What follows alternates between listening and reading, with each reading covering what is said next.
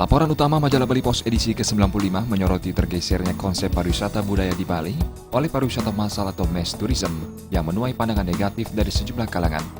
Hotel dan villa marak dibangun di berbagai sudut di Bali, bahkan hingga merambah tebing. Demi mengisi ribuan kamar, Bali harus mengundang jutaan wisatawan. Pemerintah provinsi bahkan menargetkan 30 juta wisatawan asing pada tahun 2029. Namun Kepala Dinas Pariwisata Bali Anagung Gede Yuniarta Putra tidak setuju bila mass tourism akan berdampak negatif terhadap adat dan budaya Bali.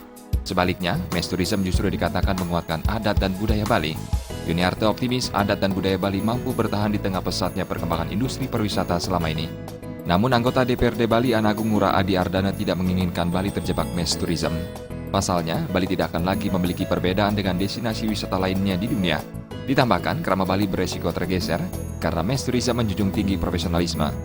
Karena alasan profesionalisme, pekerja lokal tidak diizinkan libur untuk kegiatan adat dan budaya.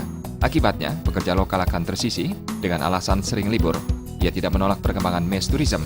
Namun menurutnya, Bali sebisa mungkin menghindari mass tourism karena tradisi dan budaya Bali menjadi daya tarik pariwisata Pulau Dewata.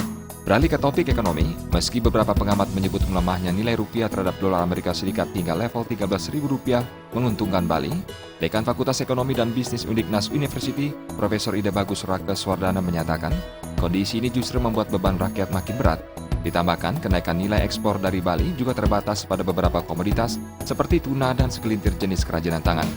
Menurut data Badan Pusat Statistik Bali, nilai ekspor barang dari Bali melalui beberapa pelabuhan Indonesia pada Desember 2014 menurun 6,50%. Dari dunia politik, Majalah Bali Pos menurunkan berita tentang legislator yang membidik dana aspirasi yang mencapai miliaran rupiah. Wakil Presiden Yusuf Kala bahkan mengungkapkan kekhawatirannya bila langkah anggota dewan ini dijadikan acuan dan diikuti aparatur lainnya. Tim Liputan melaporkan.